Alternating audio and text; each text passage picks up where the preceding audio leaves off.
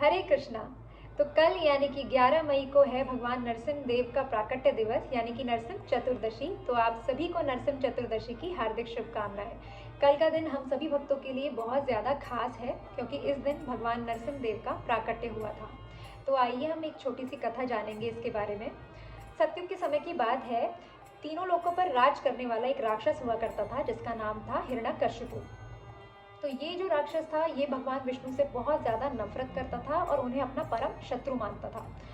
तो इन्हीं के एक पुत्र हुआ करते थे जिनका नाम था प्रहलाद महाराज जी, जो कि भगवान के बहुत बड़े भक्त हुए और भगवान के इतने बड़े भक्त थे कि वो 24 घंटे भगवान का ही गुणगान करते थे, भगवान का गायन करते थे, उन्हीं के नाम का प्रचार करते थे। तो ये देखकर हिरण्यकशिपु बहुत ज़्यादा क्रोधित होता था क्योंकि उनका पुत्र उनके होते हुए किसी और को अपना आराध्य मान रहा है, किसी और का गुणगान कर रहा है। तो इस बात को देखकर वो बहुत ज़्यादा क्रोधित होते थे।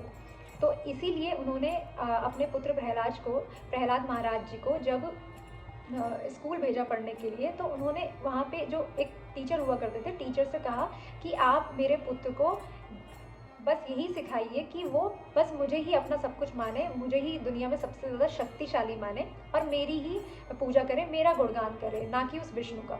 तो ऐसे करते करते कई समय बीत गया। तो एक दिन प्रहलाद महाराज जी जब अपने स्कूल से घर लौटे तो हिरण्यकशिपु ने उन्हें बड़े प्यार से अपनी गोद में बिठाया और गोद में बिठाने के बाद वो अपने पुत्र से पूछते हैं कि तुम ये बताओ कि तुमने स्कूल में क्या सीखा।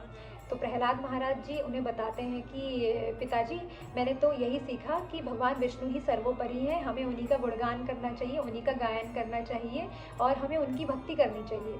तो ये सुनकर जो हिरण्यकशिपु है उसे और ज़्यादा क्रोध आ गया कि मेरा पुत्र अभी भी बस उस विष्णु का ही गुणगान कर रहा है, उसी का गायन कर रहा है। अपने पुत्र के मुख से बार बार भगवान का गुणगान सुन के हिरण्यकशिपु इतना ज़्यादा क्रोधित होता है कि वो उनसे कहता है कि तुम्हारे भगवान कहाँ है, यहाँ है, वहाँ है, कहाँ है तुम्हारे भगवान, क्या तुम्हारे भगवान इस खंबे में है। तो वो सामने एक खंबा होता है जिस पर हाथ मार के कहते हैं कि क्या तुम्हारे भगवान इस खंबे में है। तो प्रहलाद महाराज जी कहते हैं कि हाँ पिताजी, वो इस खंबे में भी है। और इसी बात से क्रोध में आकर वो जोर से उस खंबे में आते हैं और इस प्रकार भगवान नरसिंह देव का प्राकट्य उस खंबे में से हो जाता है।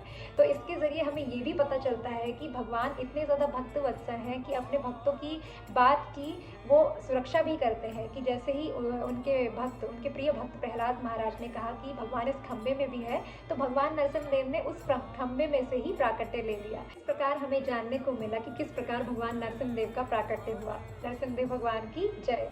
तो कल के इस ऑस्पिशियस डे पर हम सभी प्रयास करेंगे कि हम भगवान नरसिंह देव के लिए फास्टिंग रख पाएँ, ज़्यादा से ज़्यादा नाम उच्चारण करें और भक्ति में अग्रसर होने का प्रयास करें। हरे कृष्णा।